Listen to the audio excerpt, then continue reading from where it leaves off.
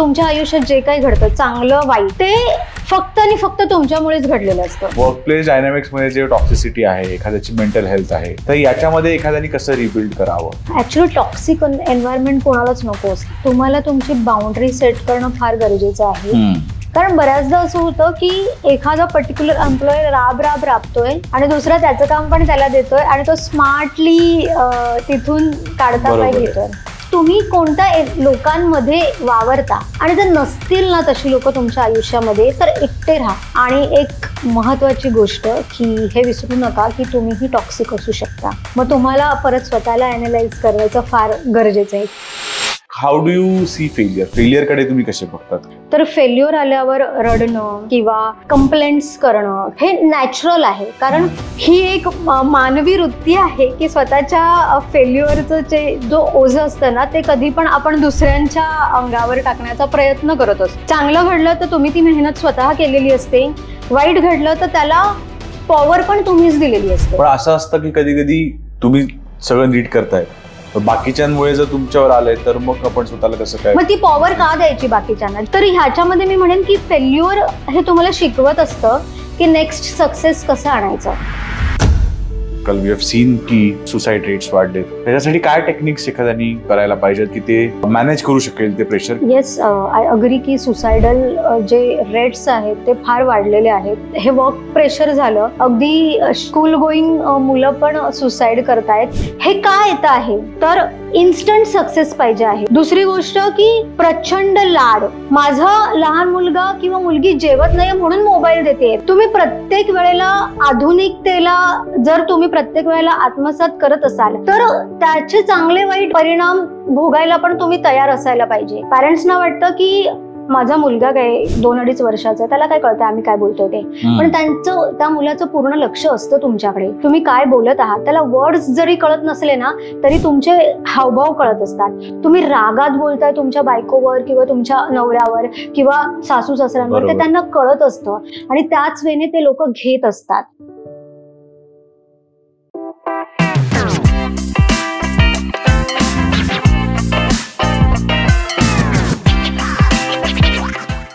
प्रतिज्ञा ma'am, welcome on काय बोलताय. थँक्यू. आज हा आपला एक special mental wellbeing and rebuilding your self या टॉपिकवर पॉडकास्ट आहे. मॅम, पहिलं तर अगेन वेलकम टू काय बोलताय. आणि आमच्या व्ह्युअर्ससाठी तुम्ही कॅमेरामध्ये बघून जर इंट्रोड्यूस करू शकलात की about your self, I think that will be great. पहिल्यांदा तर Mayuresh, thank you so much for creating such wonderful platform की जेणेकरून आमच्यासारखे लोक इथे येऊन स्वतःचे व्ह्यूज इथे मांडू शकतात, जेणेकरून खूप साऱ्या लोकांना पण ह्याचा फायदा होऊ शकतो स्वतःच्या मेंटल हेल्थसाठी आणि स्वतःचं लाईफ रिबिल्ड करण्यासाठी. तो नमस्कार सगळ्यांना. मी प्रतिज्ञा रुमडे. प्रोफेशनली मी कंपनी सेक्रेटरी आहे. पण लास्ट 10 वर्षामध्ये म्हणजे आज ॲक्युरेट 2024ला 10 वर्ष झाली. माझं स्ट्रगलिंग पिरियड असतो तो प्रभू रामचंद्रांचा 14 वर्षांनी संपला, माझा हा 10 वर्षांनी संपला आहे एक्झॅक्ट.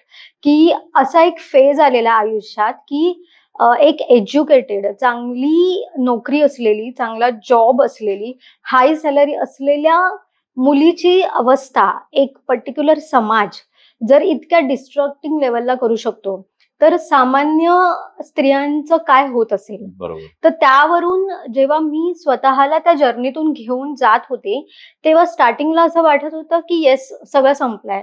म्हणजे जसं म्हणजे मी नॉर्मल आता असं ह्यासाठी म्हणेन की आता मी स्वतःला नॉर्मल नाही समजत आहे. मी रिबिल्ड केलं आहे आणि मी माइंडसेट अल्केमिस्ट आहे.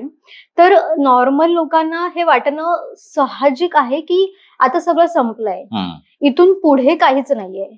म्हणजे मला पाठीमागे जायला हे फक्त वॉल आहे, मग मी पाठीमागे नाही जाऊ शकत, मला फक्त पुढे जायचंय. तर मला पुढे जायचंय तर मग मी कशी जाऊ? सगळं संपलेलं आहे, जॉब गेलेला आहे, घर नाहीये, जेवायला पैसे नाहीयेत आणि तब्बल मी 60 ते 65 दिवस रस्त्यावर काढलेले आहेत मुंबईच्या. आणि त्या वर्षीचा पावसाळा इतका भयंकर पावसाळा होता की मला शेल्टरसाठी सुद्धा खूप फिरावं लागलं. अगेन अशी लोक पण भेटली की ज्यांनी स्वतःच्या स्वार्थासाठी मला मदत करण्याचा विचार केलेला, बरोबर. तो कदाचित तेव्हा माझं माइंड किंवा मी म्हणेन की सोप्या भाषेत की माझं डोकं ठिकाणावर होतं, म्हणून मी ती हेल्प नाही घेतली आणि मी माझ्या जर्नीला सुरुवात केली. तेव्हा पहिल्यांदा तर रिबिल्ड युअर सेल्फ किंवा मेंटली स्ट्रॉंग असणं म्हणजे काय, की आहे ती परिस्थिती स्वीकारून पहिल्यांदा तर ती परिस्थिती स्वीकारावी लागते, की हा हे माझ्या आयुष्यात झालं आहे आणि ते मला एक्सेप्ट बरोबर. करावं लागेल. आता हे कसं झालं, का झालं, कोणी केलं, कशामुळे झालं, मी कुठे चुकले, हे प्रश्न बाजूला ठेवून तर आता मी काय करू शकते किंवा आता माझ्याकडे काय आहे ज्याने मी सुरुवात करू शकते, ते मी पहिल्यांदा फिगर आउट केलं. आणि त्याच्यानंतर मी पहिली इम्पॉर्टंट गोष्ट केली की मी माझ्या लोकांना सामोरं गेली. कधी कधी तर आपल्याला आपल्या पॅरेंट्सना सामोरं जाणं पण फार विचित्र वाटतं किंवा बरोबर. गिल्ट असते. तर मी त्यांना सामोरं गेली, मी त्यांना विश्वासात घेतलं. मी माझे 2-3 फ्रेंड्स आहेत, माझे जास्त फ्रेंड सर्कल नाहीये, पण ते 2-3 फ्रेंड्स पण रात्री 3 वाजता सुद्धा माझ्या सोबत होते. मी हे कदाचित सगळ्या लोकांना नवीन वाटेल, मी माझ्या बॉसला विश्वासात घेतलं की माझ्या आयुष्यात हे होत आहे आणि या जर्नीमध्ये जर तुम्ही माझी साथ दिलीत ना, तर तुम्हाला तीच प्रतिज्ञा भेटेल जी आधी होती. म्हणजे माझ्या कामात पण तुम्हाला तेच परफेक्शन मिळेल. परफेक्ट कोणी नसतं, पण समहाव तेच तुम्हाला वर्क मिळेल जे आधी होतं. फक्त मला इथे तुमची हेल्प पाहिजे. तर बरोबर. कुठेतरी मला हे लोकांना सांगावंसं वाटतंय की reach out for help. Ego किंवा गिल्ट किंवा समोरच्याला काय वाटेल हे सगळे प्रश्न बाजूला ठेवा. तुम्हाला हेल्प मागणं फार गरजेचं जेव्हा तुमच्या हातात काही नसतं. Absolutely. म्हणजे जेव्हा तुमच्या हातात काही नसतं ना किंवा तुमची स्वतःची बादली रिकामी आहे, तर तुम्हाला विहिरीतून पाणी काढावंच लागतं.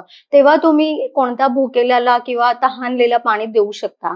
तर ते मी केलं आणि आज मी तुमच्या समोर एक बिझनेस कन्सल्टन्सी घेऊन उभी आहे. आज माझे वुमन्ससाठी, स्टुडंट्ससाठी प्रोग्राम्स चालतात. आज मी मोटिवेशन स्पीकर्स म्हणून मला हॉस्पिटल्समध्ये, कॉर्पोरेट्समध्ये बोलवलं जातं.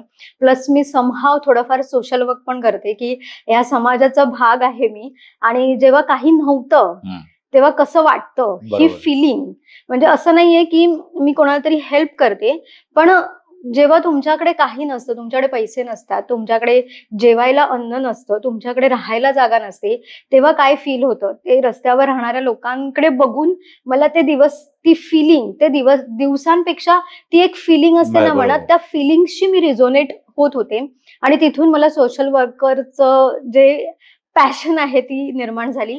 ह्या जर्नीने मला काय दिलं, तर ह्या जर्नीने मला माझा आतमध्ये म्हणजे माझं ट्रू नेचर हे कंपनी सेक्रेटरी नसून माझं ट्रू नेचर किंवा माझं एक पर्पज आहे, मग तो प्रोफेशनली असू दे किंवा इमोशनली असू दे, तो एक माइंडसेट अल्केमिस्ट म्हणून आहे, तो एक सोशल वर्कर म्हणून आहे, तो एक मोटिवेशनल स्पीकर म्हणून आहे. आणि हे सडनली ती फेज आली म्हणून नाही. बरोबर. लहानपणापासूनच मला लोक बोलत होती की मी डिबेट्समध्ये पार्टिसिपेट करायचे, मी भाषणात पार्टिसिपेट करायचे, मी कधी डान्समध्ये पार्टिसिपेट नाही केला, मी कधी ड्रॉइंगमध्ये पार्टिसिपेट नाही केला, पण जिथे भाषण असेल तिथे प्रतिज्ञा बरोबर. असायची. पण कुठेतरी एक मध्यमवर्गीय कुटुंबातून येऊन एक असतं की पर्टिक्युलर वेळेला तुमचं ग्रॅज्युएशन कम्प्लीट बरोबर. झालं पाहिजे, मग डिग्री करायची असेल तर तुम्हाला एवढेच वर्ष दिले जातात ती डिग्री किंवा ते प्रोफेशनल जे काही तुमचं करिअर आहे ते बनवण्यासाठी. नंतर तुमच्या लग्नाचा विचार केला जातो, तिथून मग मुलं, तिथून मग पूर्ण संसार, आणि त्याच्या बरोबर.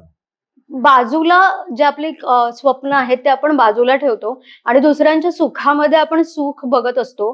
पण मी सगळ्या गृहिणींना सांगेन की तुम्ही दुसऱ्यांच्या सुखात सुख बघत असताना ही चांगली गोष्ट आहे, पण तुम्ही किती सुखी आहात, तुम्ही किती स्वतःला कॅपेबल समजतात सगळं काही करायला, तुम्ही कोणत्या टेबलवर बसला आहात, तिथे तुम्ही घरच्या गोष्टींची उणीधुणी न काढता तुम्ही किती नवीन विचारांवर बोलता आहात, तुम्ही किती प्रोग्रेसिव्ह बोलता आहात. जर तुम्ही ते नाही करत आहात आणि तुम्ही फक्त सासू सासऱ्यांचे किंवा नंदेचे किंवा नवऱ्याचे किंवा मुलांचे किंवा ह्याचे त्याचे उणीधुणी तिथे काढत असाल, तर तुम्ही इथून स्ट्रॉंग नाही आहात. बरोबर. मग तुमचं जे काही लाईफ चालू आहे ते कितपत स्ट्रॉंग आहे, ते कितपत व्हॅल्युएबल आहे, हे तुमचं तुम्ही ठरवायला हवं. बरोबर. तर हेच आहे की हा. तुम्ही रिबिल्ड कसं करू शकता, Right. तेच आम्ही आज ह्या पॉडकास्टद्वारे बोलणार आहोत. येस. जसं तुम्ही आता म्हटलात की नॅव्हिगेटिंग लाईफ चेंजेस जे फार महत्वाचं असतं, की जेव्हा तुमचा जॉब होता, तुमचं चांगलं करिअर चाललेलं, so some things happened, definitely काही झालं असतील तर, आणि त्याच्यामुळे तुमचा डाऊनफॉल सुरू झाला जो आपण कोणीच प्लॅन करत नाही. तर त्या बाबतीत थोडं काय सांगू शकाल? ऍक्च्युली खरंच आपल्या आयुष्यात पुढे काय होणार आहे, म्हणजे आता मी इथून बाहेर पडल्यानंतर पण काय होणार आहे ते आपण कोणीच प्रेडिक्ट नाही करू शकत. पण जेव्हा सडनली एक पूर्ण चांगलं करिअर चालू असताना, म्हणजे एक चांगली मुलगी, एक चांगली बहीण, एक चांगली बेस्ट एम्प्लॉई अवॉर्ड अचीव्ह केलेला असताना, जेव्हा सडनली रिलेशनशिपमध्ये प्रॉब्लेम्स येऊन जेव्हा माझ्यावर अशी वेळ येते की मला सडनली रस्त्यावर राहण्याची वेळ येते, किंवा त्यावेळेला मी एक छोटासा इन्सिडेंट सांगेल की जेव्हा माझ्यावर पर्टिक्युलर वेळ आली रस्त्यावर राहण्याची, तेव्हा मी खूप लोकांना मदत मागितली. पण अक्षरशः तेव्हा मी त्या एन्व्हायरमेंटमध्ये किंवा त्या एरियामध्ये मला पर्सनली कोणी ओळखत नव्हतं, म्हणून खूप जणांनी ती मदत डिनाय केली. आणि त्याच्यानंतर ज्या लोकांना मी मदत मागितलेली ना, ती मला फार मोठी लोक वाटत होती, कारण खूप मोठ्या घरात राहणारी, फायनान्शियली वेल वगैरे. बट यू कांट बिलीव्ह, मला मदत केली ती वॉचमनने, मला मदत केली ती लॉन्ड्री मॅनने, मला मदत केली ती पार्लर्स मधल्या ज्या अटेंडीज असतात बरोबर. त्यांनी मला मदत केली. म्हणजे एका इंटरव्ह्यू मध्ये नितीन गडकरींनी सांगितलेलं की आपल्याला जी माणसं मोठी वाटतात ना, ती फार छोटी असतात विचारांनी, आणि जी माणसं छोटी असतात ना, ती आपण विचारही नाही करू शकत की ती मनाने, बुद्धीने किती मोठी असतात. म्हणजे मी इतक्या छोट्या लोकांकडून हेल्प घेऊन तेव्हा माझ्या डोक्यात विचार आलेला की एकेकाळी माझी एवढी सॅलरी होती, मी एज्युकेटेडली किंवा मी प्रोफेशनली एवढी मोठी होती, आणि मी माझ्यावर हे लोक डिपेंड होते, आणि आता माझ्यावर वेळ आली आहे की मी ह्या लोकांवर डिपेंड आहे म्हणून. बरोबर. तो एक मला फरक कळला की छोटं मोठं काही नसतं. तुमचं मन किती मोठं आहे हे इम्पॉर्टंट असतं. आणि मी परत पाठीमागे जाते प्रश्नाकडे की सडनली जेव्हा रिलेशनशिपमध्ये क्रायसिस आले आणि माझ्यावर ही वेळ आली, तेव्हा मला असं झालेलं की एक कंपनी सेक्रेटरी आणि तिच्यावर अशी वेळ आली आहे. मग मी आई वडिलांना कसं सामोरं जाऊ? मी जे माझे लहान सिबलिंग्स आहेत ते मलाच एक रोल मॉडेल म्हणून बघतात. मी त्यांना कसं सामोरं जाऊ? बरोबर. मी माझ्या फ्रेंड्सना कसं सामोरं जाऊ? मी माझ्या पूर्ण करिअरमध्ये मी प्रत्येक ज्या काही बिझनेस पर्सनला मी भेटते त्यांना कसं मी सामोरं जाऊ? असं नाही की ही गोष्ट पूर्ण लाईफमध्ये किंवा संपूर्ण जगात पहिल्यांदा माझ्यासोबत घडलेली होती. बरोबर. पण माझ्या आयुष्यात मी जे माझं आयुष्य प्लॅन केलेलं किंवा माझ्या पॅरेंट्सने माझं आयुष्य जे प्लॅन केलेलं त्याच्यापेक्षा हे काहीतरी वेगळं होतं, ज्याचा विचारच केला नव्हता. होतं जगात, बहुतेक जणांसोबत होतं, पण माझ्यासोबत असं होईल हे नव्हतं वाटलेलं. Too much extreme. खूप. आणि त्याच्यामध्ये मला फसवणारी माणसं पण भेटलेली. तर इथून मी स्वतःला पुढे कसं आणू, काय करू? मी जस्ट छोटासा इन्सिडेंट सांगते की एक वेळ माझ्याकडे अशी आलेली की 3-4 दिवस मी जेवले नव्हते. जर मी इमोशनल झाले, नो प्रॉब्लेम. हा, मी 3-4 दिवस जेवले नव्हते, आणि त्या दिवशी मला माझ्या मैत्रिणीने पैसे पाठवले. ते हार्डली 200 की 300 रुपये होते, की मी तुला पाठवते आता, तू काहीतरी खाऊन घे. आणि तेव्हा ते पैसे मी बाजूला ठेवले आणि मी फक्त 20 की 25 रुपयाचे वडापाव घेतले 2. आणि मी मॉलचं नाव नाही घेत, मी एका मॉलच्या खाली बसायचे, तिथे बेंच ठेवलेला असायचा, आणि बाजूला ना मॅकडीचा हॅपी मॅन होता, म्हणजे असाच बेंच, बाजूला मॅकडीचा हॅपी मॅन, आणि मी त्या हॅपी मॅनशी बोलायचे. म्हणजे जे हॅपी मील असते ना, ते मी हॅपी थॉट्स किंवा हॅपी शेअरिंग असं करून ती मॅकडॉनल्ड्सची संकल्पना केलेली. आणि त्या बोलता बोलताना सडनली माझ्या समोर अशी रस्त्यावर राहणारी 4-5 मुलं आली. ऑलरेडी मी 4-5 दिवसांची भुकेली, मला ते वडापाव खायचे होते, आणि ते लोक माझ्याकडे मागत होते, आणि मला ते देणं भाग होतं, कारण मी कंपनी सेक्रेटरी, मी एवढी सॅलरी घेतलेली, आणि मी ह्यांना उपाशी कसं सोडणार? आणि लिटरली तेव्हा मी त्यांना दिले ते, आणि दुसऱ्या दिवशी ना मी वडापाव ते लपून खाल्ले, की कोणी माझ्याकडून मागू नये, मला लाईफमध्ये सर्व्हाइव्ह करायचंय, त्याच्यासाठी पोटाला काहीतरी घालणं फार गरजेचं आहे. आणि त्याच्यानंतर मला कळलं की हे म्हणजे भूक, अन्न, वस्त्र, निवारा हे किती इम्पॉर्टंट आहे. बरोबर. आणि जी रस्त्यावर माणसं राहतायत त्यांना आपण सहज बोलतो, ए चल नंतर ये, किंवा ए चल चल. म्हणजे आपण किती डिसरिस्पेक्ट करतो त्यांचा, कारण ते बाय चॉईस नसतात, ते त्यांच्यावर Right. तशी परिस्थिती आलेली असते. तेव्हा मला कळलं की नाही, मला इथेच राहायचं आहे. म्हणजे मला हे जे वडापाव आहेत ते लपून छपून असेच खायचे आहेत आणि असेच दिवस काढायचे आहेत, की मला आयुष्यात पुढे जायचं आणि ह्या लोकांची मदत करायची आहे. हम्म. आणि तेव्हा मला कळलं की नाही, मला आयुष्यात पुढे जायचं आहे. मी तेव्हा कोणत्या स्टेशनवर गेलेली आय डोंट नो. तिथून मी माझ्या भावाला फोन केला की मला आता ही लढाई लढायची आहे. मला बॅक ऑफ नाही व्हायचंय आणि मी तुमच्याकडे नाही येणार. मला इंडिपेंडेंटली लढायची आहे. मला तुमच्याकडून फायनान्शियली मदत नकोय. मला तुमच्याकडून कोणती मटेरियलिस्टिकली मदत नकोय. फक्त माझ्या पाठीमागे एक सपोर्ट सिस्टीम म्हणून उभे राहा. राईट.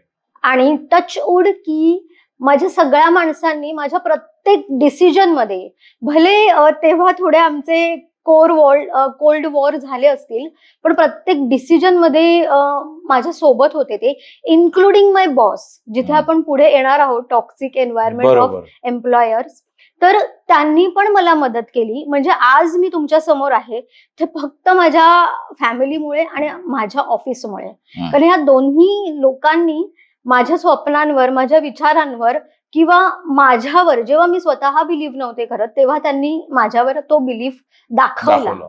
आणि मी तिथून पुढे आले. पहिली गोष्ट मी केली की मी स्वतःला समजावलं की मला इथे नाही राहायचंय, मला पुढे जायचंय.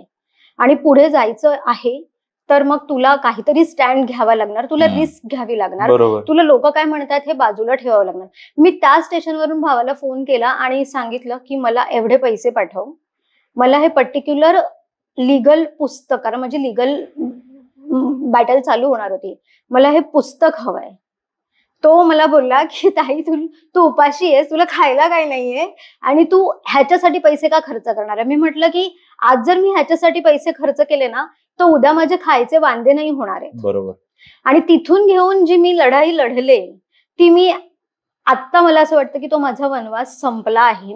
आणि आज मी प्राऊडली सांगू शकते की मी हा थोडाफार जो सक्सेस अचीव्ह केलाय ते सेल्फ मेड नाही आहे, तो माझ्या माणसांचा आहे. किंवा तो ज्या लोकांनी मला ती प्रत्येक गोष्टीमध्ये ते थॉट्स क्रिएट करून दिला की अशी माझी परिस्थिती आहे आणि तू आहेस जे आम्हाला हेल्प करणार आहे आणि तुला उभं राहायचं आहे.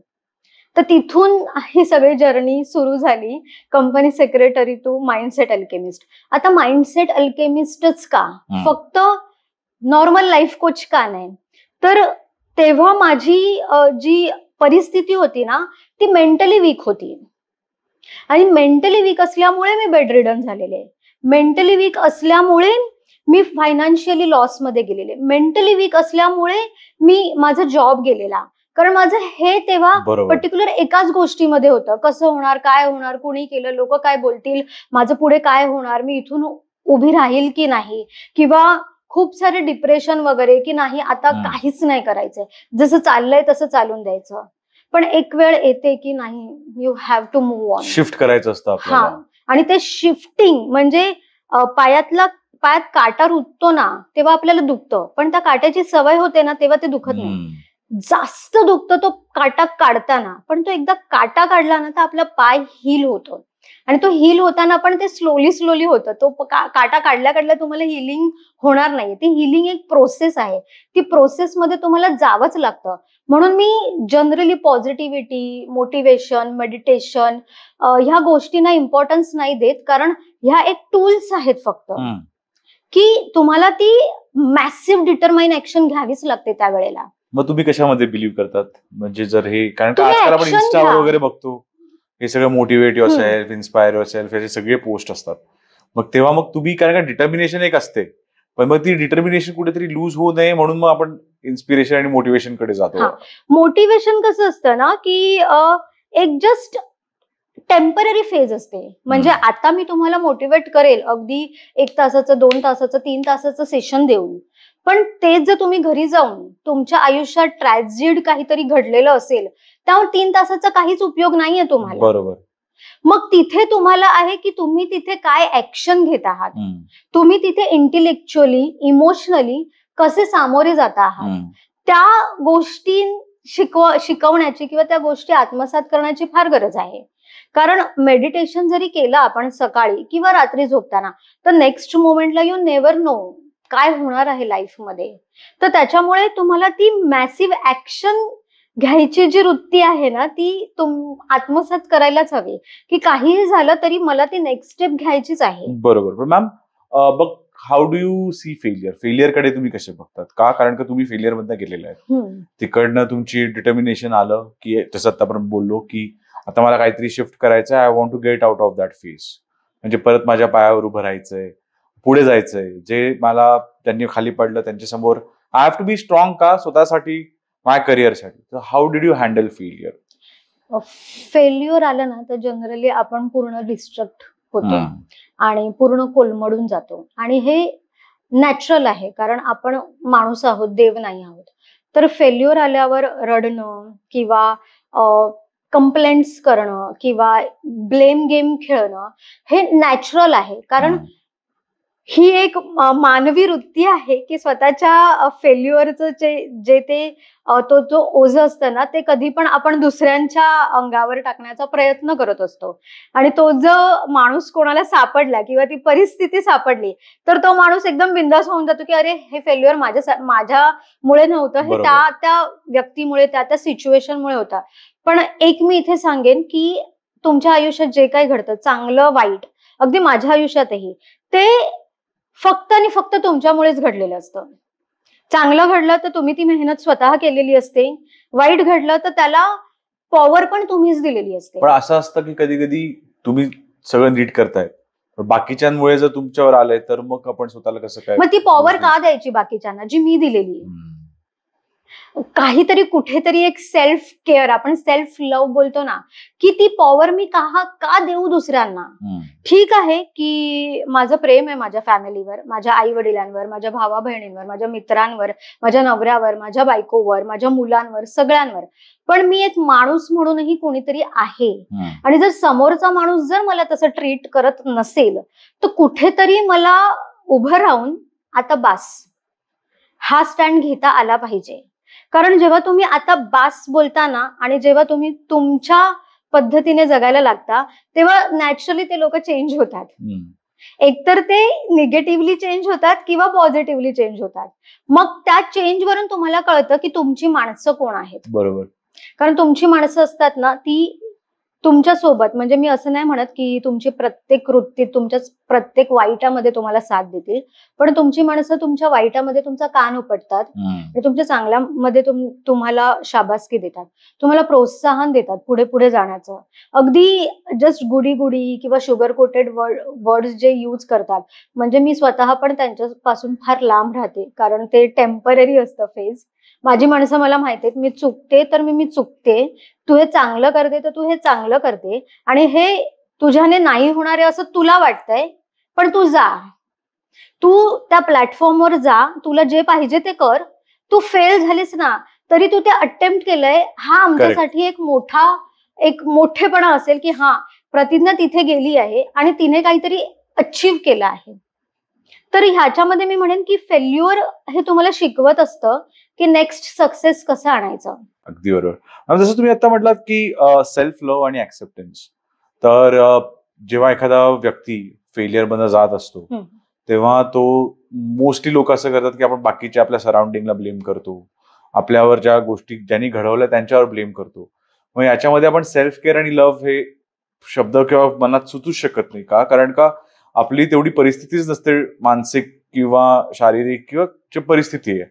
तर मग या गोष्टीला तुम्ही कसं बघतात आणि आजच्या काळात हे किती महत्वाचं आहे? सेल्फ लव्ह म्हणजे फक्त बाहेरची काळजी घेणं नाही, की मी फक्त आरशात बघेन मला पिंपल्स नाहीये किंवा माझा रंग फेअर आहे, फिजिकल नाही. हा, ते फिजिकल नाहीये, ते इंटरनल आहे. तुम्ही स्वतःला कसे बघत आहात. अगेन सेल्फ लव्ह आपण म्हणतो, ते म्हणताना फार इझी वाटतं किंवा खूप छान वाटतं असं, पण ते आत्मसात करायला फार अवघड आहे. बरोबर. आणि हे तर म्हणजे हे तुम्ही गृहिणीला विचारा, कारण तिचा प्रत्येक विचार, म्हणजे तिची प्रत्येक वेळ ही दुसऱ्यांसाठी असते. अगदी सकाळी उठल्यापासून रात्री झोपेपर्यंत, आणि झोपेत सुद्धा की उद्या काय करायचं वगैरे. तर मला असं वाटतं की सेल्फ लव्ह म्हणजे आपण थोडंसं थांबून स्वतःसाठी विचार करूया. आधी स्वतःचा कप भरून घेऊया, मग दुसऱ्यांना सर्व करूया. कारण जोपर्यंत तुम्ही जसे स्वतःला ट्रीट करता ना, तसं समोरचा माणूस तुम्हाला ट्रीट करत असतो. राईट. तर तुम्ही तुमच्याबद्दलचे तुमचे काय विचार आहेत, तुम्ही स्वतःला काय समजता, किंवा तुम्ही स्वतःबद्दल काय विचार करता, तुम्ही स्वतःला कसं प्रेझेंट ठेवता, not physically but intellectually, mentally, emotionally तुम्ही दुसऱ्यांसमोर कसं स्वतःला प्रेझेंट करता, राईट. ते सेल्फ लव्ह आहे. की तुम्ही पर्टिक्युलर एखाद्या एन्व्हायरमेंट मध्ये गेला आहात आणि तिथे तुम्हाला रिस्पेक्ट नाही मिळत आहे. अगेन रिस्पेक्टच्या पर्स्पेक्टिव्ह पण खूप सारे असतात, की माझ्या मागे मागे करा, किंवा मला बोलवलंच पाहिजे, किंवा मला इन्व्हिटेशन दिलंच पाहिजे वगैरे. हे पर्सन टू पर्सन डिपेंड करतं की विदाउट इन्व्हिटेशन कुठे जायचं आणि विथ इन्व्हिटेशन कुठे जायचं आहे. बरोबर. किंवा कोण माझ्या मागे मागे करतं आणि कोण मला रिस्पेक्ट देत आहे. रिस्पेक्ट हा भीतीयुक्त नसावा, आदरयुक्त असावा. करेक्ट. तर तिथे तुम्हाला कळतं की सेल्फ लव्ह काय आहे. आणि अगेन बाउंड्रीज सेट करायला शिका. मग तुम्ही कोणी असाल, म्हणजे जर स्टुडंट जरी तुम्ही इथे हे बघत असाल, ऐकत असाल, तर बाउंड्रीज सेट करा की मी पर्टिक्युलर कोणत्या माणसांना माझ्या आयुष्यात स्थान देऊ, बरोबर. मी कोणत्या थॉट्सला माझ्या आयुष्यात स्थान देऊ. इतकंच नाही तर मी सोशल मीडियावरचा पण वापर करताना कोणत्या कंटेंटला माझ्या आयुष्यात मी बरोबर. स्थान देऊ. इथपासून तुमची सेल्फ लव्ह, सेल्फ केअर चालू होते. आणि आपल्याला प्रत्येक वेळेला असं वाटतं की अरे मी दुसऱ्यांसाठी एवढं करतोय ना, मग नक्कीच दुसरे माझ्यासाठी करतील. Correct. पण ना, जेव्हा ना दुसरे तुमच्यासाठी नाही करत, तेव्हा तुम्हाला कळतं की मी तेव्हा माझा सेल्फ रिस्पेक्ट ठेवला असता तर फार बरं झालं असतं. बरोबर. पण कदाचित तेव्हा वेळ निघून गेलेली असते, कारण तुम्ही इथून खालावलेले असता. राईट. मग तिथपर्यंत वेळच नाही जाऊन द्यायची. स्वतःचे कार्ड स्वतःच्याच हातात ठेवायचे. तुम्ही मला कसं ट्रीट करणार हे मी ठरवणार, हे बरोबर. तुम्ही नाही ठरवणार. मग मॅम याच्यात सेल्फ डाऊट पण असतो आपल्याला, किंवा the way we talk to our self, की आपण जर हो. स्वतःशी निगेटिव्हली बोललो, किंवा जसं तुम्ही म्हणालात की आपण स्वतःशी कसं बोलतोय त्याच्यावर लोक ठरवतात. तर या बाबतीत तुमचं काय मत आहे? म्हणजे माझ्याने हे होणारच नाही, किंवा मी हे करूच नाही शकत, किंवा लोक तर इतपत विचार करत असतात की माझी लायकी आहे का हे करायची, किंवा मी पर्टिक्युलर ह्या मोमेंटला मी हे काम केलं तर लोक काय म्हणतील. मी रिसेंटली मी सिंगर नाहीये, पण मी सिंगिंग चालू केलं. क्या बात आहे. आणि मी 3-4 माझे व्हिडिओ पण रेकॉर्डिंग करून डिवोशनल सॉंग्स वगैरे मी चालू केलंय. जेव्हा मी पहिल्यांदा घरी सांगितलं की मी सिंगिंगचे क्लास लावणार आहे, तेव्हा त्यांनी मला हा नाही प्रश्न केला की का आता अचानक का, मध्येच का, तुला तर सिंगिंग येत नाही. त्यांनी सांगितलं की हो, तू खूप छान करशील. म्हणजे माझी जी माणसं होती ना, मी असं नाही म्हणते की ज्यांनी माझ्या डिसिजन मध्ये साथ दिली ती माझी माणसं, बरोबर. पण त्यांनी मला प्रोत्साहन दिलं. आणि तिथेच काही टॉन्ट मारणारे सुद्धा होते की ट्रोलिंग झाली तर तू नाही करू शकणार, तुझा आवाज कसा आहे, तुझा आवाज भाषण देण्याचा आहे, तुझा आवाज इंटरव्ह्यूज देण्याचा आहे, मग तू सिंगिंग कशी करणार वगैरे, आणि ते खूप हसं होईल वगैरे. तर मी म्हटलं की मी करणार आहे. आणि हा ना नॉन सिंगर मध्ये किंवा ज्यांना सिंगिंग चालू करायचे त्यांच्यासाठी हा एक नवीन मोटिवेशन असेल की तुम्ही कोणी असा, बरोबर, तुम्हाला जर अचीव्ह करायचं असेल तर तुम्ही करू शकता. तर तुम्ही तुमच्या बाबत काय विचार करत आहात, ते सेल्फ डाऊट हा तुम्ही तुमच्या सराउंडिंग वर पण डिपेंड असतं की तुम्ही कोणत्या माणसांसोबत राहत आहात. खरं तुम्ही आता खूप महत्वाचा प्रश्न काढला की लोक क्या कहेंगे, जसं आपण म्हणतो की लोक काय म्हणतील, लोक काय विचार करतील. पण अल्टिमेटली लोक तुमची बिलं भरायला येणार नाहीत कधी, नाही. किंवा ते कधी तुम्हाला, जसे तुम्ही म्हटलात की आपल्याला जर बिकट परिस्थिती आली तर सगळ्यात जे आपल्याला वाटतात की जी लोक येईल ती जनरली येत नाहीत. मग लोक क्या कहेंगे तुम्ही कसं बघतात विथ सेल्फ डाऊट आणि निगेटिव्ह सेल्फ टॉक मध्ये? जर तुम्ही मला असं वाटतं की त्या लोकांच्या विचारापायी, किंवा जी थोडी मुठभर लोक आहेत, म्हणजे जी सोकॉल्ड लोक आहेत की जी लोकांना जज करत असतात, तर त्या जजमेंटच्या आहारी न जाता, किंवा त्या जजमेंटला, सॉरी टू माय वर्ड्स, पण त्या जजमेंटला भीक न घालता जेव्हा तुम्ही तुमच्या स्वप्नांकडे जाता, जेव्हा तुम्ही तुमच्या ध्येयावर जात असतात ना, तेव्हा तुम्हाला काहीच ऐकायला नाही यायला पाहिजे. फक्त तुम्हाला जे मोटिवेट करत आहेत ना त्यांचंच ऐकायला यायला बरोबर. पाहिजे. कारण जेव्हा मुंग्या पण बघा, आपण माती आणि साखर टाकली तर त्या साखर घेऊन पुढे जातात. त्या मातीकडे लक्ष नाही देत. तर तसं आपल्याला जे काही हवंय ना लोकांकडून, ते ऐकायचं आणि मग पुढे जायचं. जर तुम्ही सगळ्यांचं ऐकत बसलात, तर तुम्ही एक पाऊल पण पुढे नाही टाकू शकणार. बरोबर. त्याच्यामुळे लोक क्या कहेंगे, तर मी म्हणेन की लोकांना दुसरं काम नाहीये, तर आपण हे काम देऊया, ते काम करत बसतील.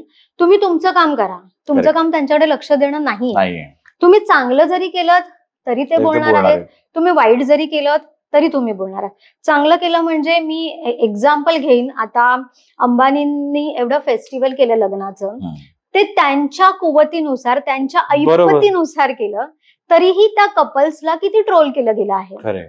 म्हणजे जो माणूस कुठेतरी पोहोचला आहे, मी साईड नाही घेते, पण एक अचिव्हमेंट बरोबर आहे. असते, ते सक्सेस असतं. त्या सक्सेस पर्यंत तो माणूस गेला आहे. त्याने काहीतरी हार्डवर्क दिलं आहे आणि तुम्हाला फक्त घरात बसून सोफ्यावर पडून ट्रोलिंग comment करायचं आहे करायचंय. एखाद्याच्या फिजिकल लुक्सवर. लुक्सवर किंवा एखाद्याच्या कमवलेल्या ह्याच्यावर. तर मला असं वाटतं की ते करण्यापेक्षा बाहेर जा, काम करा, तुम्ही पैसे कमवा, तुम्ही ती लाईफस्टाईल अचीव्ह करा आणि तुम्ही ते सगळं करा. अमेझिंग. अमेझिंग. मॅम, आपण आता येऊ माइंड अँड हेल्थवर. माइंड अँड हेल्थ साठी जसं की पॉझिटिव्हिटी आपण म्हणतो की बी पॉझिटिव्ह सगळे म्हणतात, पण ते किती वर्क करतं आणि तुमच्या मते काय अनुभव आहे, since you are a life coach नाव, तर असंच बी पॉझिटिव्ह म्हणून काम होतं किंवा ॲफर्मेशन्स जसं आपण म्हणतो ॲफर्मेशन्स करा, तर या सगळ्या गोष्टींना तुम्ही कसं बघता त्याचा लाईफ कोच नाव? बी पॉझिटिव्ह आपण आता थोड्या वेळापूर्वीच बोललो की पॉझिटिव्हिटी, मेडिटेशन किंवा मोटिवेशन हे टूल्स आहेत फक्त. ते पूर्ण लाईफभर तुमच्या सोबत नसणार. लाईफमध्ये कन्सिस्टन्सी असावी लागते. म्हणजे पर्टिक्युलर जर तुम्ही कोणता कोर्स केलात, तर त्या कोर्समध्ये ना तुम्हाला म्हणजे तुमचा कोर्स संपत असतो ना, तेव्हा तुम्हाला गाईडलाईन्स दिलेले असतात. तुम्हाला एवढ्या दिवसापर्यंत हे करायचं आहे. पण किती जण करतात नंतर? कोर्स संपला, माझं काम संपलं. म्हणजे त्या कोर्समध्येच तो जो कोर्स कंडक्टर आहे त्याने काहीतरी मॅजिक केलं पाहिजे माझ्या लाईफमध्ये आणि झालं पाहिजे. नाही, हे तुमचं लाईफ आहे, तुमची रिस्पॉन्सिबिलिटी आहे आणि लाईफमध्ये प्रत्येक गोष्टीमध्ये कन्सिस्टन्सी हवी असते. जर तुम्ही म्हणाल की आता मला ही पर्टिक्युलर गोष्ट अचीव्ह करायची आहे, तर फक्त कुठून तरी तुम्ही कोर्स जॉईन करून 10-12 टिप्स घेतल्यात किंवा सोशल मीडियावरून टिप्स घेतल्यात, खूप जणांचं ऐकलं, ठीक आहे. ते पॉझिटिव्हिटी तुम्हाला मिळाली, ते मोटिवेशन मिळालं. पण जोपर्यंत तुम्ही या सोफ्यावरून उठून काम नाही ना करत आहे, तोपर्यंत नाही होणार. म्हणजे जर लहान मुलाला, जर आजकालच्या लहान मुलांना जर मोबाईल नाही दिला, तर ते किती जीवाचा आटापिटा करतात. म्हणजे मी म्हणेन की तेवढी स्ट्रेंथ तुमच्यामध्ये आली पाहिजे की मला या ध्येय मिळवण्यासाठी एवढा आटापिटा करावाच लागेल. ऑफकोर्स की तुम्ही पॉझिटिव्ह गोष्टी ऐका, तुम्ही चांगल्या गोष्टी ऐका, तुम्ही मोटिवेट व्हा वगैरे. पण जर मी म्हणेन की एखादा माणूस फार भुकेलेला आहे आणि त्याला अन्न मिळवायचंय, तर त्याला कोणत्या पॉझिटिव्हिटीची गरज आहे? बरोबर. नाही पॉझिटिव्हिटीची गरज आहे. त्याला फक्त हे की मला अन्न मिळायला पाहिजे. तर तुमचं ध्येय, तुम्ही पर्पज आहे ना लाईफचा, तो सेट असणं फार महत्वाचं आहे की मला काय करायचं आहे. मग ते काय करायचं आहे ना, तर मग आपोआप ती पॉझिटिव्हिटी येते. जर तुम्हाला परीक्षेत पास व्हायचं आहे, तर मी म्हणेन की तुम्हाला पास व्हायचंच आहे, ह्या ना त्या कारणाने किंवा एनी हाव. मग तुम्हाला मोटिवेशनची गरजच काय आहे की माझं हे ध्येय आहे आणि माझं आता स्टुडंट्स लाईफ मधलं माझं हे काम आहे की अभ्यास करणं, हेच माझं काम आहे. तर जर ते माझं काम आहे, तर त्याच्यासाठी पॉझिटिव्हिटीची गरज काय? पिकनिकला जायला पॉझिटिव्हिटी लागत नाही, मूव्ही बघायला जायला पॉझिटिव्हिटी लागत नाही, नाईट आउट करायला पॉझिटिव्हिटी लागत नाही किंवा इतर ऍडिक्शन ग्रॅप्स करायला पण पॉझिटिव्हिटी नाही लागत. मग चांगल्या गोष्टींसाठी पॉझिटिव्हिटी, मोटिवेशन, मेडिटेशन एवढा खटाटोप करायची काय गरज आहे? डिटर्मिनेशनचा मग भाग येतो ना की तेवढे डिटरमाइंड नसतात की तुम्हाला काय करायचंय. काम आहे, ते काम आहे, आपण त्याला कामा दृष्टीने बघतो. तुम्ही म्हटलं की मौज आणि मजा, ह्याला आपण असं नाही बघत की हा बाबा मला आता जाऊन चला काहीतरी मूवीला यायचं, चला मी इन्स्पिरेशन कोट वाचून जाऊ, असं कधीच करत नाही. खरंच बोललात जसं.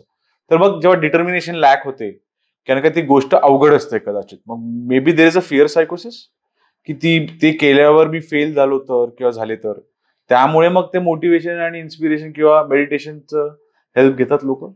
बघा, जर डिटर्मिनेशन म्हणजे तुम्हाला एखादी गोष्ट किती पाहिजे, जर ती इम्पॉर्टंट असेल ना, तर मला असं वाटतं की तुम्हाला कोणत्याच बाकीच्या गोष्टींची गरज नसावी, की मोटिवेशन, पॉझिटिव्हिटी वगैरे. ती गोष्ट तुम्हाला हासिल करायचीच आहे. जर एखादी गोष्ट मला करायचीच आहे आणि ते मी ठरवलंच आहे, तर सारी कायनात उसके पीछे लग जाती. हा शाहरुखचा डायलॉग बरोबर आहे. फार फेमस आहे. तर मग तुम्हाला बाकीच्या गोष्टी इथे मोटिवेशनची का गरज आहे चांगल्या गोष्टींसाठी, हे मला नाही कळत. म्हणजे एकतर ती गोष्ट तुम्हाला खरंच नाही पाहिजे किंवा ती तितपत इम्पॉर्टंट नाहीये, किंवा तिसरी गोष्ट की ती ती गोष्ट किंवा ते सक्सेस लोकांकडे आहे म्हणून तुम्हाला पाहिजे असतं. जी स्वतःला पाहिजे आहे ना, त्याच्यासाठी लोक आटापिटा करतात आणि ती कसंही मिळवतात. बरोबर. जर इथे फारच खालच्या लेवलचं उदाहरण घ्यायला झालं, तर एखाद्या रिलेशनशिप मध्ये एक मुलगी किंवा मुलगा येस बोलेपर्यंत आपला किती आटापिटा चालू असतो, बरोबर आहे. आणि नंतर जर तो येस बोलला म्हणला. की आपलं काम झालं. तो मग- चेस स्टॉप होतो ना, हा, चेस जो असतो तो स्टॉप होतो. मग मी म्हणते की तो चेज पाहिजेच कशाला, जर तुमचं ते गोल सेट आहे. ते मोटिवेशन कशाला पाहिजे की तुम्हाला ते अचीव्ह करायचं आहे त्याच्यासाठी. पण isn't that the human nature की आपण एक गोल ठरवतो, ते अचीव्ह झाल्यानंतर आपल्याला वाटतं अरे आता काय करायचं, मग आपण कारण का त्या गोलसाठी आपण सगळं करत असतो. फॉर एक्झाम्पल एखाद्याला म्हणजे चांगली बॉडी करायची, पण ते झाल्यावर काय, मग तो मग तिकडेच एक डिटर्मिनेशन निघून जातं, तुमचं गोल एक अचीव्ह झालेलं असतं, मग तेव्हा काय करायचं माणसाने? ह्याच्यामध्ये म्हणजे एक सुंदर वाक्य मला आठवतं की सक्सेस मिळवणं किंवा ध्येय प्राप्त करणं फार सोपं आहे, पण ते टिकवून ठेवणं फार कठीण आहे. करेक्ट. जसं मी म्हणाले की कन्सिस्टन्सी पाहिजे असते तुमच्या आयुष्यात. तुम्ही सगळं मिळवाल, अगदी मी म्हणेन की तुम्ही करोडपती व्हाल, इझी आहे ते, किंवा तुम्ही चांगली हेल्थ सुद्धा अचीव्ह कराल, किंवा तुम्ही एका चांगल्या रिलेशनशिप मध्ये सुद्धा जाल, पण ते मेंटेन करायला तुम्हाला यायला पाहिजे. ती बरोबर. कन्सिस्टन्सी लाईफ मध्ये हवी. कारण लाईफ फक्त एक अचीव्ह केलं आणि संपलं असं नसतं, किंवा काहीतरी मी गमावलं आणि संपलं असं नसतं, ते पुढे चालत जातं. तर तुम्ही ते मिळवलेलं सक्सेस आहे किंवा तुम्ही ते ध्येय प्राप्त केलेलं आहे, ते तुम्ही कितपत जोपासता आहात, ते त्याला तुम्ही किती खत पाणी घालता आहात, चांगलं सनलाईट देता आहात, वॉटर चांगलं घालता आहात, आणि मग ते तुमचं ते ध्येयाचं रोपटं बहरत जाईल.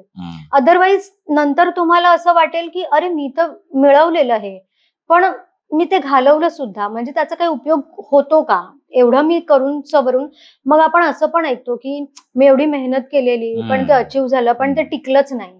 टिकलं नाही, तुम्हाला टिकवता यायला पाहिजे ते, आणि ते टिकवता यायला पाहिजे म्हणजेच ती कन्सिस्टन्सी, ती ऑन गोईंग प्रोसेस आहे. बरोबर. इथे जर आपण म्हणू की मेडिटेशनचे खूप सारे आपले प्रश्न झाले, तर काही जणांना मेडिटेशन करायला पण फार अवघड जातं. बरोबर. की लोकांचे प्रश्न असतात की मी मेडिटेशन नाही बसू करू शकत शकत, नाही किंवा मी बसू नाही शकत वगैरे. तर मी म्हणेन की माझ्याकडे अशी एक केस आलेली की मेडिटेशन करण्यासाठी त्या माणसाला डिप्रेशन आलेलं. वाव.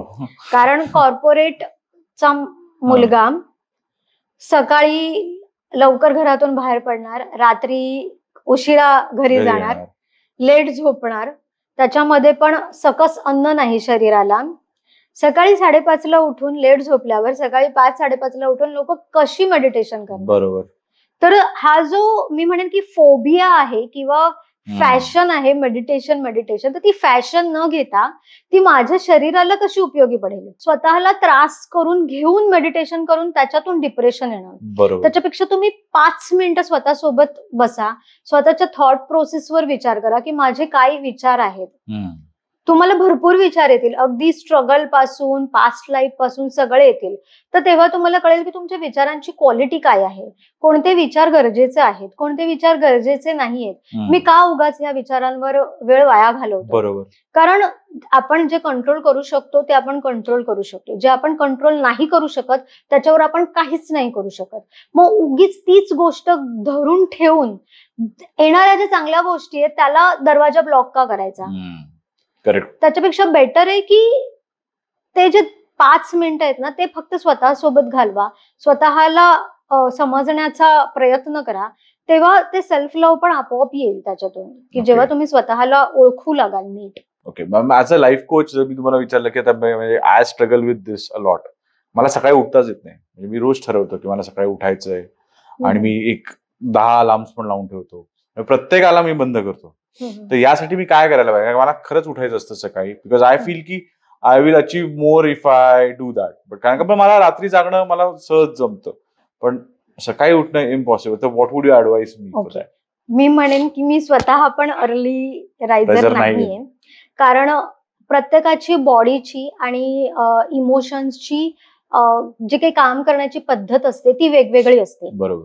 जे मोस्ट ऑफ, मी सगळेच नाही म्हणणार, पण मोस्ट ऑफ जे कलाकार आहेत, म्हणजे जे स्क्रिप्ट रायटर्स असतील किंवा पोएम लिहिणारे असतील, Artists, कॉन्टेंट रायटर्स असतील, आर्टिस्ट असतील, ते एकदम काल्म सराउंडिंग मध्ये त्यांना जास्त कल्पना सुचतात. तर बहुतेक हे लोक आहेत किंवा माझ्यासारखी लोक आहेत ती रात्री काम करायला प्रेफर करतात. बरोबर. मी आय थिंक गेल्या महिन्यात एका मुलाशी बोलले. तो रात्री 3-4 वाजेपर्यंत जागतो आणि पॅरेंट्सची अशी कंप्लेंट होती की हा रात्रभर जागतो आणि मग दिवसभर झोपलेला असतो. म्हणजे सकाळी आम्ही उठवतो तेव्हा उठतो, अंघोळ वगैरे करतो आणि परत झोपतो. तर मी त्याला विचारलं की ही कंप्लेंट आहे त्यांची, तुला काय ह्याच्यावर बोलायचंय?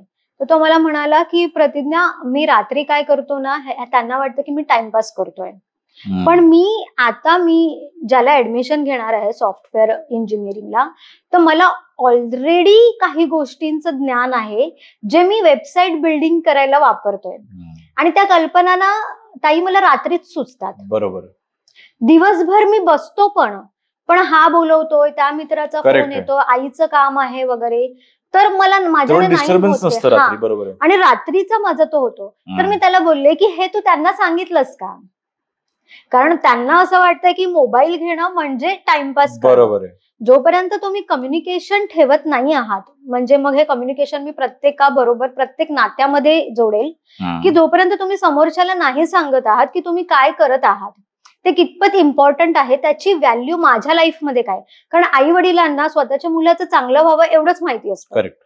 आणि माझ्या माहितीप्रमाणे तुमचे आई वडील आणि तुमचे शिक्षक हे दोन्हीच व्यक्ती असे असतात की ज्यांना वाटत असतं की बाबा हा मुलगा खूप मोठा व्हावा. बरोबर आहे.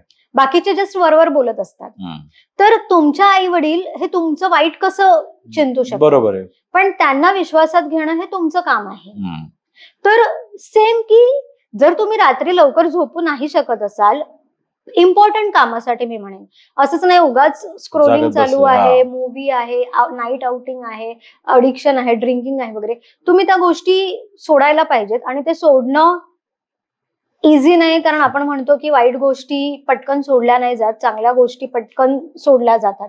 तर ती पण एक प्रोसेस आहे, त्याला पण तुमची कन्सिस्टन्सी लागते त्या मेथडला, ते टूल्स आणि ते जे काही टेक्निक्स आहेत ते फॉलो करायला. आणि त्याला एक काळ जाऊ द्यावा लागतो, मग ती हिलिंग प्रोसेस चालू होते, मग तिथून तुम्ही चेंजेस सुरू करता. आता जर कोणाला लवकर उठताच येत नसेल ना, तर मी असं नाही म्हणत की चला मी आधी 10 वाजता उठायचे आणि मला आता 5 वाजता उठायचंय म्हणजे मी पटकन 5चा गजर लावणार नाही. तू 9:30ला उठ, थोडं 9ला कर, मग तू 8ला कर. आणि ही हॅबिट होते. एक दिवस असा येतो की अलार्म न लावता पण आपल्याला जाग येते. बरोबर. So ma'am, coming to workplace dynamics, okay, कारण का हा एक महत्वाचा विषय आहे, कारण का आपण मगाशीही बोललो. तर वर्क प्लेस डायनॅमिक्स मध्ये जे टॉक्सिसिटी आहे, एखाद्याची मेंटल हेल्थ आहे, तर याच्यामध्ये एखाद्याने कसं रिबिल्ड करावं, तर याच्यावर थोडं जर तुम्ही सांगू शकलात तर बेस्ट होईल. म्हणजे suppose dealing with work place toxicity झालं किंवा बॅलन्सिंग वर्क आणि पर्सनल लाईफ, याच्यामध्ये जर तुम्ही काय ऍज अ लाईफ कोच काय कसं बघतात या दृष्टीकडे? ऍक्च्युली टॉक्सिक एन्व्हायरमेंट कोणालाच नको असतं. बरोबर. ठीक आहे. तर ह्याच्यामध्ये डील करताना ना, एकतर तुम्हाला तुमची बाउंड्री सेट करणं फार गरजेचं आहे.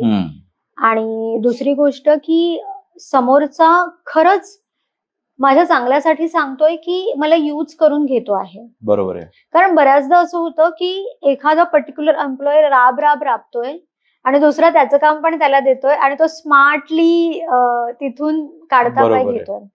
आणि दुसरी गोष्ट म्हणजे की तुला हे जमणार नाही किंवा हे तुझं काम नाहीये, हे तू का करतोयस वगैरे, असं बऱ्याचदा टॉन्टिंग पण होत असतं. तर ते जेव्हा टॉन्टिंग होत असतं ना, तेव्हा तुमच्यात ते करेज हवं, त्याला सामोरं जायचं, राईट. की तू हा टॉन्ट माझ्यावर केला आहेस, तर मी बघेन, ह्याच्यावर वर्कआउट करेन आणि नंतर आपण बोलू. किंवा आता मला ह्याच्यावर नाही बोलायचं, आता माझ्याकडे काहीतरी महत्वाचं काम आहे करायचं, मग मी बोलतो. आणि दुसरी गोष्ट झाली की तुमच्या आजूबाजूला म्हणजे त्या टॉक्सिक एन्व्हायरमेंट मध्ये पण तुम्ही कोणत्या लोकांच्या बरोबर आहात, जे गॉसिप करत आहेत किंवा जे दुसऱ्यांना टॉन्ट करत आहेत, त्यांच्याच सोबत तुम्ही आहात का? बरोबर. कारण ज्या टेबलवर गॉसिप होते त्या टेबलवरून तुम्ही उठाल ना, तेव्हा नंतर तुमची गॉसिप तिथे चालू Right. होत असते. म्हणजे हे वाक्य फार प्रचलित आहे इंग्लिशमध्ये. तर तुम्ही कोणत्या लोकांमध्ये वावरता, आणि जर नसतील ना तशी लोक तुमच्या आयुष्यामध्ये, तर एकटे राहा. अगदी त्या पूर्ण मोठ्या MNC मध्ये पण तुम्ही एकटे राहिलात ना तरी काही हरकत नाही, कारण एक माणूस पण खूप काही करू शकतो बरोबर. जर तुम्ही ते ठरवलं तर. आणि एक महत्वाची गोष्ट की हे विसरू नका की तुम्हीही टॉक्सिक असू शकता. ऑफकोर्स. तुमचं नेचर पण टॉक्सिक असू शकतं.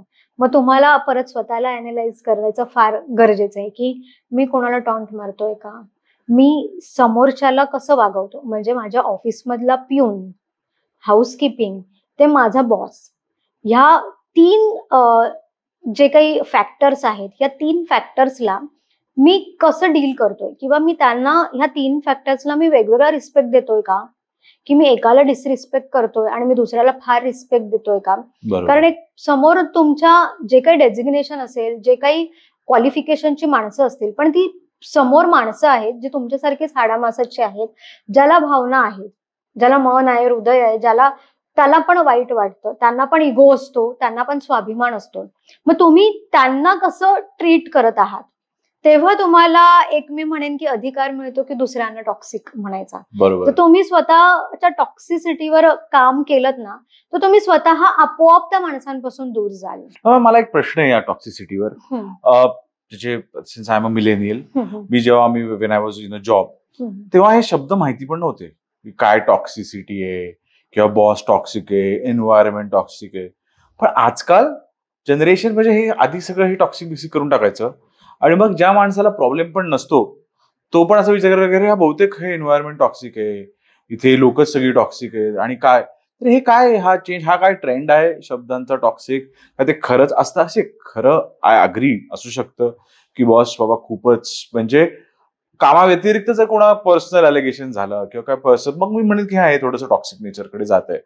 पण जर एखाद्याला त्याचं काम करायला सांगणं हे जर टॉक्सिक आहे, तर मग कसं बघायचं या दृष्टिकोनाने? कारण ऍज अ बिझनेस ओनर मी तुम्हाला विचारतोय. एक म्हणजे माझं एक थॉट प्रोसेस आहे जी मी माझ्या employee, as a employee career मध्ये सुद्धा यूज केलेली आहे, करते, की जेवढी मला सॅलरी मिळते त्याच्या जास्त देण्याचा प्रयत्न मी करते. बरोबर. कारण तुम्ही जेव्हा स्वतःचा बिझनेस जोपर्यंत सुरू नाही ना करत आहे, तोपर्यंत तुम्हाला त्या बॉसची काळजी नाही कळणार. जेव्हा मी माझा स्वतःचा बिझनेस सुरू केला, करेक्ट, त्याच बॉसने मला हेल्प केली. जनरली MNCs मध्ये असं नाही होत. किंवा मी ज्या खूप ऍडव्हर्स सिच्युएशन मधून गेली आहे, जे कोर्ट मॅटर वगैरे सगळं चालू आहे, पहिल्यांदा तर त्यांना पेपर टाकायला लावतात की तुम्ही सध्या टेम्पररी रिझाईन करा, तुमचा मॅटर सॉल्व्ह करा आणि नंतर या.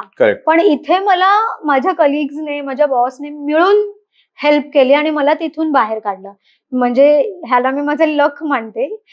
तर ते टॉक्सिक एन्व्हायरमेंट म्हणजे असं नाहीये की पॉलिटिक्स नाहीये, प्रत्येक ठिकाणी पॉलिटिक्स असतं. प्रत्येक ठिकाणी मी ह्याच्यापेक्षा कसा वर जाईल, बरोबर, मी कशी सुपिरियर ठरेल, हे प्रत्येक ठिकाणी सगळ्यांकडेच असतं. पण कसं असतं ना की आजकाल जास्त सॅलरीमध्ये कमी काम करण्याचा ट्रेंड आला आहे. सॉरी टू से, पण हे फॅक्ट आहे की मला काम नाही करायचं जास्त, पण मला सॅलरी पाहिजे जास्त, मला डेझिग्नेशन पाहिजे जास्त. त्यासाठी AI पण आले ना. हा त्या लोकांचा जॉब खायला. पण कसं असतं ना की आता तुम्ही तुमच्या स्किल्स कशा इम्प्रूव्ह करत आहात. तुम्हाला जर ह्या जगात सर्व्हाइव्ह करायचं असेल तर तुम्हाला प्रत्येक आधुनिक गोष्टी शिकणं फार गरजेचं आहे. शिकलाच जरी नाही पूर्ण, मी म्हणेन की त्याच्यामध्ये डिग्री नका हासिल करू, पण ऍटलिस्ट त्याचं बेसिक नॉलेज असणं तुम्हाला फार गरजेचं आहे. राईट. मी का त्या वेळेला माझ्या भावाला फोन करून की मला जेवायला पैसे नको पण मला लिगल ऍक्टचं बुक पाहिजे, कारण मला जी लढाई लढायची आहे त्याचे रूल्स रेग्युलेशन्स माहिती असणं फार गरजेचं आहे. बरोबर. कारण भले मी कोणीही हायर करेल, वकील हायर करेल, बाकीचे लिगल कन्सल्टंट हायर करेल, पण आजकाल कोणावरही भरोसा नाही ठेवू शकत. तर मला मी जी लढाई लढते आहे तर माझे एक रिस्पॉन्सिबिलिटी आहे की ती त्याचे रूल्स अँड रेग्युलेशन्स माहिती असणं मला गरजेचं आहे. आणि ते रूल्स अँड रेग्युलेशन्स फॉलो करून मी जो समोरचा आहे, अपोनंट आहे, त्याला पण मी कुठे हार्म नाही करणार. बरोबर. मी पर्सनली नाही जाणार, मी फक्त लिगली बॅटल खेळणार. तर ते प्रोफेशनल सिस्टीम आहे ना, ती प्रोफेशनलिझम आहे ना, ते कुठेतरी बाजूला होते. लोक लगेच पर्सनली घेतात. पर्सनली अगदी तुमच्या कामावर जरी तुम्हाला आता बॉस येतो, सॅलरी देतोय तुम्हाला, तो काहीतरी बोलणारच. बरोबर आहे. आणि कामाचंच बोलतोय. हा, तरी पण ते तुम्ही पर्सनली घेता, तर ते तुम्ही नाही घ्यायला पाहिजे. ते तिथून निघालात की ते तुमचं संपायला पाहिजे. संपलं आहे. तिकडेच. हा. एक हाऊस हेल्पर असते आणि ती जी ओनर असते ती तिला सांगते की आजचं, ती तिला फोन करते घरी गेल्यानंतर. ती होममेक जी हाऊस हेल्पर आहे ती घरी गेलेली असते आणि ती तिला फोन करते की आजचं जेवण आहे ना चांगलं नाही झालंय, मला त्याबद्दल बोलायचंय. ती काय बोलते की मी उद्या कामावर येईल तेव्हा बोलेन. तर ती हे पण बोलते की मी तुला सॅलरी देते, मग तू अशी का बोलते? तर ती बोलते की नाही, आता मी माझ्या घरी आलेली आहे, कामाचं आपण उद्या आल्यावर बोलू आणि मी तिथून इम्प्रुव्हमेंट करायला लागेल. हे जे आहे ना ते वर्क लाईफ बॅलन्स आहे, जेणेकरून तुम्ही कामाच्या गोष्टी कामा किंवा ऑफिसमध्येच ठेवता आहात आणि घरी आल्यावर तुम्ही घरी वेळ देत आहात. बरोबर आहे. हा, कदाचित खूप कॉर्पोरेट लेवलला घरी आल्यावर पण काम असतं, पण ते तुम्ही कितपत त्याला इम्पॉर्टन्स देता आणि घरच्यांना कितपत इम्पॉर्टन्स देता. कारण जेवढं तुमचं घरचं एन्व्हायरमेंट चांगलं असेल ना, त्याचा इफेक्ट तुमच्या प्रोफेशनल लाईफ. पण मॅम असं होतंच पुन्हा पण कधी कधी जर तुम्ही काहीतरी एका फेज ऑफ लाईफ मध्ये आहात जिकडे वर्क इज एव्हरीथिंग, जरी घरी सगळे छान आहे वगैरे, पण तुम्ही नाही देऊ शकत वेळ घरच्या गोष्टींना. का? कारण का तुमचे करिअर ऑब्जेक्टिव्ह, तुमचे गोल्स हे त्यावेळेस जास्त मॅटर करतात. मग त्यावेळेस एका माणसाने काय करावं? कारण त्याला कळतंय की तो फॅमिलीला टाइम नाही देऊ शकत आहे, तो घरी नाही टाइम देऊ शकत आई बाबांना. का? कारण he is in his journey right नाव आणि आता त्याचं काम is something that is more important than everything else around him. मग त्या गोष्टीला कसं बघायचं? जेव्हा तुम्ही ह्या फेज मधून जात असता की म्हणजे एक गोल सेट असतो की मला आता एवढे मी हे एक्झाम्पल घेऊन बोलते की मला पर्टिक्युलर करिअरमध्ये हे अचीव्ह करायचं आहे किंवा मला पर्टिक्युलर करिअरमध्ये एक्स अमाऊंट अचीव्ह करायचे कारण मला घर घ्यायचं, बरोबर, किंवा एक्स अमाऊंट अचीव्ह करायचे कारण मला बहिणीचं लग्न आहे, एक्स अमाऊंट अचीव्ह करायचे कारण काहीतरी आहे, किंवा माझ्या आई वडिलांचे स्वप्न आहेत जे फॅमिलीशी रिलेटेडच आहे. तर त्याच्यासाठी मला आत्ता रात्रंदिवस एक करणं गरजेचं आहे, त्याला काही पर्याय नाहीये. तर मी म्हणेन की हे सगळं करत असताना ना ऍटलिस्ट फोन आहे, आता सगळं आपण कधीही कुठेही कोणासोबतही बोलत असतो. 2018 पासून 2021-22 पर्यंत ही जी 3-4 वर्ष आहेत ना, मी माझ्या आई वडिलांसोबत फक्त व्हिडिओ कॉल्सने कनेक्ट होते. बरोबर. पण प्रत्येक मोमेंटला ही मीटिंग संपली की तू जेवलीस का, तू काय करतेस, ही मीटिंग संपली की आता माझं हे झालंय, हे की ते त्या लोकांना पण ना फार उत्सुकता असते की तुम्ही तुमच्या लाईफ मध्ये त्यांना इन्व्हॉल्व करून घ्यायचं, भले तुम्ही लांब असो. म्हणजे माझ्या आयुष्यात असा फेज आलेला की मी पर्सनली कोणालाच भेटू नव्हते शकत, किंवा मी पर्सनली मे बी माझ्या हेल्थ कंडिशनमुळे किंवा जास्त काम आहे, कारण तो एक हे होतं, ध्येय होतं की तिथून बाहेर पडायचंय, काहीतरी अचीव्ह करायचंय आणि माझ्यावर जे झालेले टॉन्टिंग आहेत त्याला सगळ्यांना कोणीच दुजोरा द्यायला नाही पाहिजे, इतकं स्वतःला सक्षम करायचंय. तर त्या जोश मध्ये ना कुठेतरी मी माझ्या फॅमिलीला इग्नोर करत होते. हे मला काही काळानंतर लक्षात आलं, पण टचवूड की तो पिरियड फार मोठा नव्हता, की मी त्यांच्यापासून फार लांब गेलेले नव्हते किंवा माझं करिअर माझ्यावर हावी झालेलं नव्हतं. मी लगेच बॅलन्स साधण्याचा प्रयत्न केला, की येस माझे आई-वडीलही तेवढेच इम्पोर्टंट आहेत. माझे भाऊ-बहीण पण तेवढेच इम्पोर्टंट आहेत. माझे फ्रेंड्स पण तेवढेच इम्पोर्टंट आहेत आणि इव्हेंच्युअली हे करिअर मी जे करते आहे किंवा मी जे अचीव्ह करणार आहे, ते सेलिब्रेट करायला जर माझी माणसं माझ्यासोबत नसतील, तर त्याचा उपयोग काय? राईट.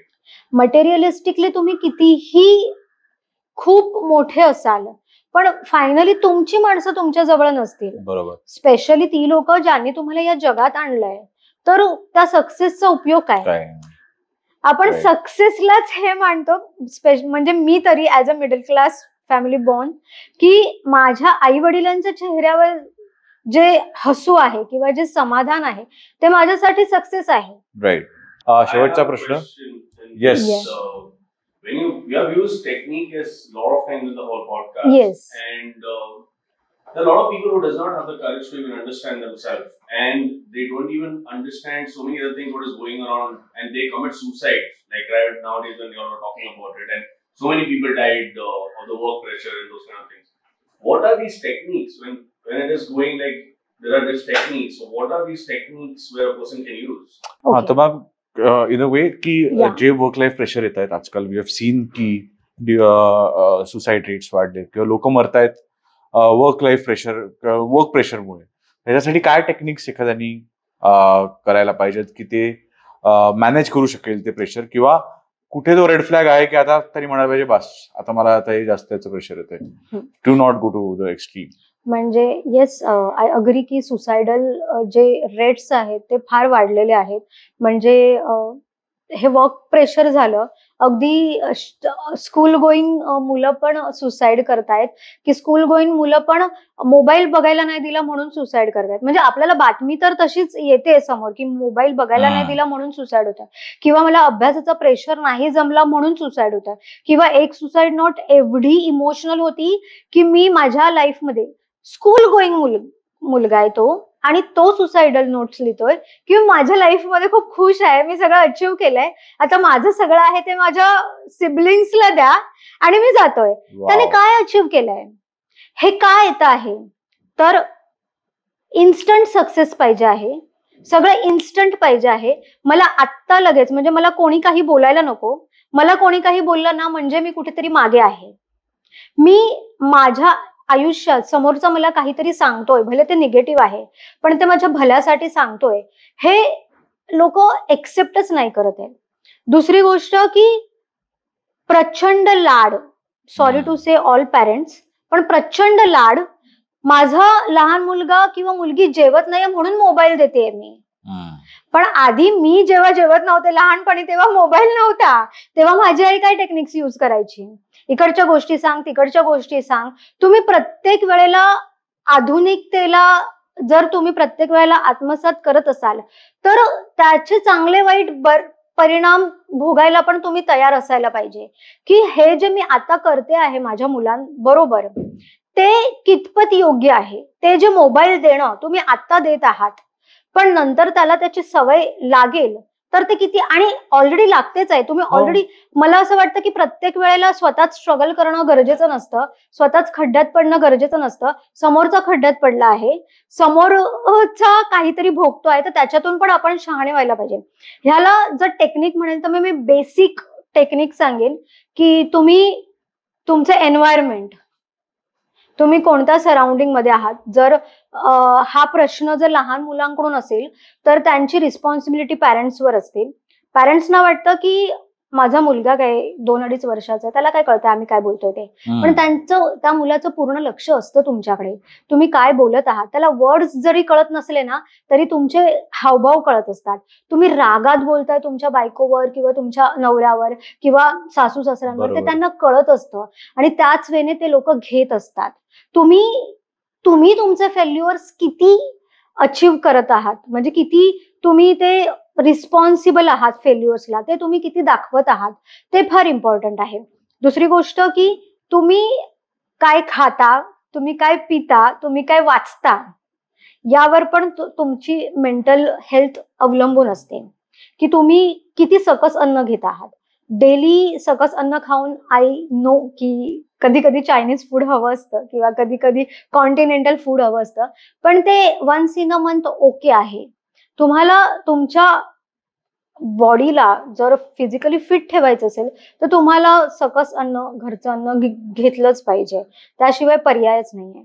आणि मी म्हणेन की डेली जर कोणाला सकस अन्न घेणं म्हणजे नाहीच आहे पॉसिबल, तर तुम्ही तशी जी काही सिच्युएशन आहे ती तुम्हाला करायलाच पाहिजे. कारण तुमची जी मुलं आहेत ना, ते उद्याचं भविष्य आहे, तो समाज बनतो आहे. जर ते जे सगळं घालवायचं असेल, सुसायडल थॉट्स आणि ते सगळं, तर ते त्यापासूनच सुरुवात करायला पाहिजे. दुसरी गोष्ट की लहानपणापासूनच मुलांना थोडीफार एक्सरसाइज शिकवणं फार गरजेचं आहे.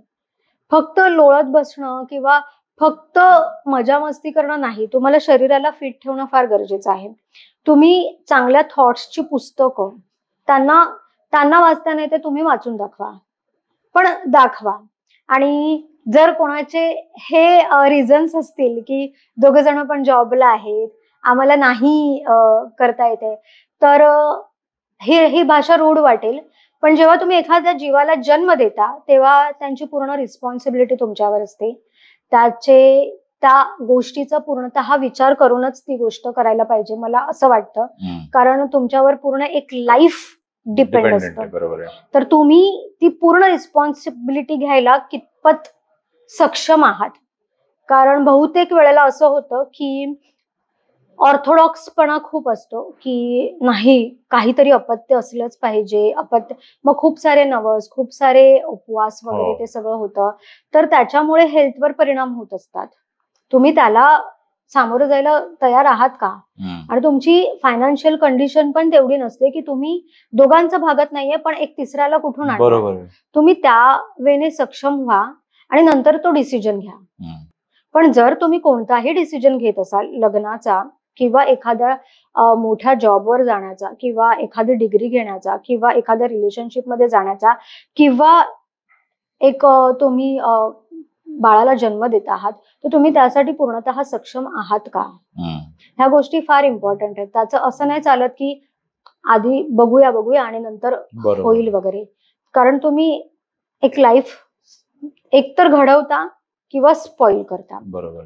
नाही मॅम, आय थिंक खूप छान झाला हा पॉडकास्ट, बिकॉज वेळेची कमी असल्यामुळे वी कुड not cover the extensive topics. पण आमच्या व्ह्युअर्सना एक खूप छान एक मार्गदर्शन मिळालंय. तर तुम्हाला पण जर काही प्रश्न असतील तर तुम्ही डेफिनेटली कमेंट करा. We will try to get most of them answered by ma'am. आपण मॅमचा नंबर पण देणार आहोत, लिंक्स पण देणार आहोत, so that anybody wants to reach out तर तुम्ही रीच आउट करू शकतात. मॅम, एकदा आमच्या कॅमेरामध्ये बघून आमच्या व्ह्युअर्सना सांगा की हा पॉडकास्ट नक्की बघा, लाईक करा, सबस्क्राईब करा आणि फॉलो करा. आणि तुम्हाला काय वाटलं हा एक्सपिरियन्स जरा त्यांच्याशी तुम्ही शेअर करू शकता. हा पॉडकास्ट तुम्ही नक्की बघा असं बोलण्यापेक्षा तुम्ही नक्की बघाल. मी हेच म्हणेन की प्रत्येक प्रश्नामध्ये एक क्युरिओसिटी आहे, एक लर्निंग आहे.